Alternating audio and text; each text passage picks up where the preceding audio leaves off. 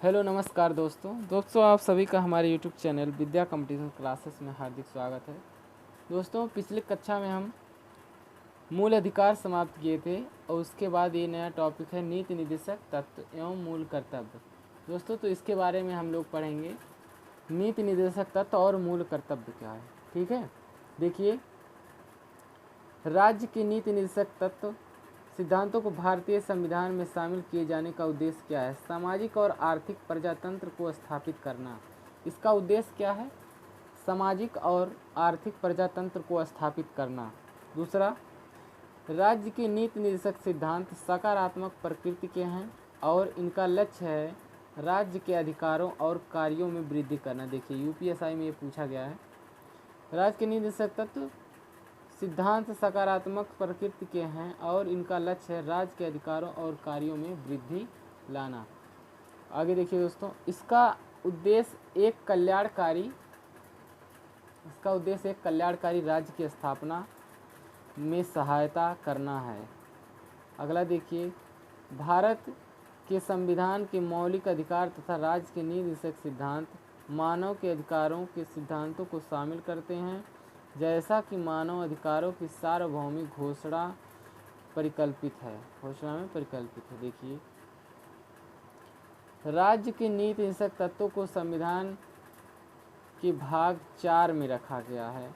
ये किस अनुच्छेद 36 से 51 तक शामिल किया गया है। और आगे देखिए, भारतीय संविधान में सम्मिलित नीति निर्देशक तत्वों की प्रेरणा 1937 के आयरलैंड के संविधान से लिया गया है। नीति निर्देशक तत्व कहाँ से लिया गया है? आयरलैंड के संविधान से लिया गया है। और आगे देखिए, संविधान के अनुच्छेद 38 में कुछ हाथों में धन संकेंद्रण को रोकने का प्रावधान है। देखिए यूपीएसआई में ये भी पूछा है। अनुच्छेद 38 में कुछ हाथों में धन संकेंद्रण को रोकने का प्रावधान है। ठीक है दोस्तों, आगे देखिए, राज्य की नीति निर्देशक तत्वों के तहत अनुच्छेद 39 का में पुरुष और स्त्री सभी नागरिकों को समान रूप से जीविका के पर्याप्त साधन प्राप्त करने का अधिकार तथा 39 घ में पुरुषों और स्त्रियों दोनों को समान कार्य के लिए समान वेतन वर्णित है। समान कार्य के लिए समान वेतन ये 39 घ में है, जबकि 39 क में पुरुषों और स्त्रियों सभी नागरिकों को समान रूप से जीविका प्राप्त कर साधन दिया गया। ठीक दोस्तों, आगे चलते हैं। देखिए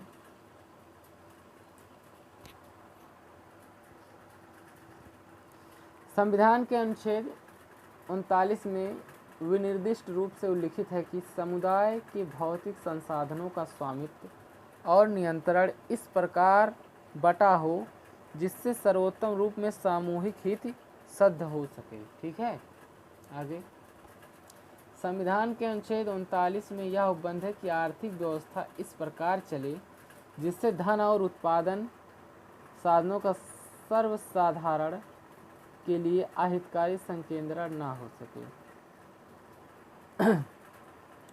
भारतीय संविधान का अनुच्छेद 40 क्या कहता है? ग्राम पंचायतों का गठन, बहुत इम्पॉर्टेंट है। ग्राम पंचायतों का गठन करना अनुच्छेद 40 में।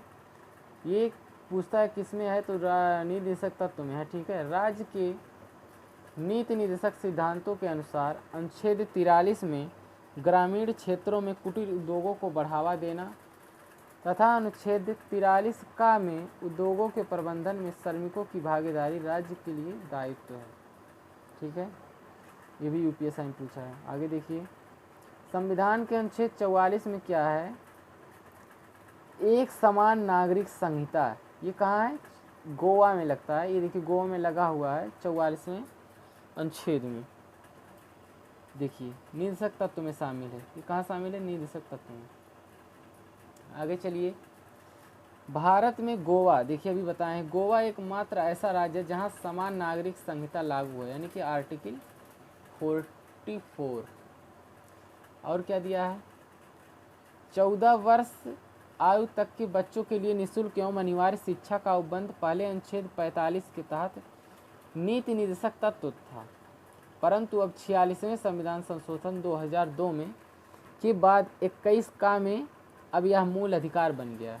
ठीक है दोस्तों, 86वां संविधान संशोधन, 86वां 86 कॉन्स्टिट्यूशन अमेंडमेंट, देखिए 21 का में हो गया है। अब ये क्या हो गया, मूल अधिकार। पहले क्या था, नीति निर्देशक तत्व था पहले। तो आगे देखिए, अनुच्छेद 45 के तहत क्या है, बाल्यावस्था की शुरुआत, देखभाल तथा 6 वर्ष से नीचे की आयु के बालकों के लिए शिक्षा व्यवस्था को शामिल करना। उतना इम्पोर्टेंट नहीं है। 51 में देखिए, भारतीय संविधान के अनुच्छेद 51 के अंतर्गत राज्य के नीति निर्देशक तत्व में अंतर्राष्ट्रीय शांति और सुरक्षा की अभिवृद्धि का उल्लेख है। ठीक है, अंतर्राष्ट्रीय शांति और सुरक्षा की अभिवृद्धि अनुच्छेद 51 में। ग्राम पंचायतों का गठन अभी बताएं 40 में। और इसमें देखिए कौन सा इम्पोर्टेंट है ये, अच्छा देख लीजिए पूरा। निर्वाह मजदूरी आदि 43। अनुसूचित जाति, अनुसूचित जनजाति तथा अन्य दुर्बल वर्गों की शिक्षा और अर्थ संबंधी हितों की अभिवृद्धि 46। पोषाहार स्तर और जीवन स्तर को ऊंचा करने के लिए लोक स्वास्थ्य को सुधार करने के राज्य कर्तव्य 47 में है। पशुपालन का संगठन 48 में है।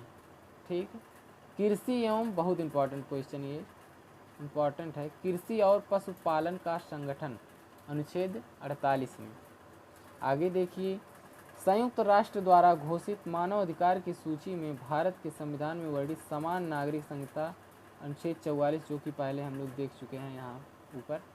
तो आइए देखते हैं आगे क्या है। अनुच्छेद 48 का में क्या है, पशुपालन का संरक्षण, सुधार और सुरक्षा। ठीक है, क्या लिखा हुआ है, तथा कृषि और पशुपालन का संरक्षण, सुधार और सुरक्षा अनुच्छेद 48 का उल्लेख नहीं है।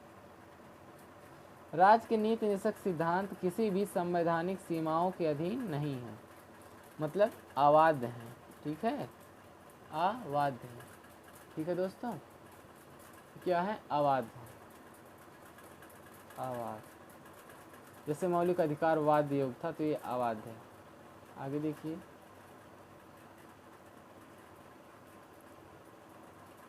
केटी शाह ने क्या कहा, कथन है उनका कि राज्य का नीति निर्देशक सिद्धांत एक ऐसा चेक है जो बैंक के सुविधा अनुसार अदा किया जाता है। केटी शाह ने कहा, राज्य का नीति निर्देशक तत्व एक ऐसा चेक है जो बैंक की सुविधा अनुसार अदा किया जाता है। और अगला क्या है, बधुआ मजदूर उन्मूलन अधिनियम संसद ने 1976, ये सन बहुत इम्पोर्टेंट है मित्रों, में पारित किया था। राज्य के नीति निर्देशक तत्व में परिवर्तन के लिए एक संवैधानिक संशोधन की आवश्यकता होती है, जिसे संसद के दोनों सदनों द्वारा पारित किया जाना आवश्यक है। दोस्तों, नीति निर्देशक तत्व तो अभी लंबा है, तो उससे अगले वीडियो में हम लेकर आएंगे दोस्तों। तो इस वीडियो का अंत यहीं पर करते हैं दोस्तों। ये वीडियो आप लोगों को अच्छी लगी हो तो लाइक, शेयर, कमेंट, सब्सक्राइब ज़रूर कीजिए। धन्यवाद।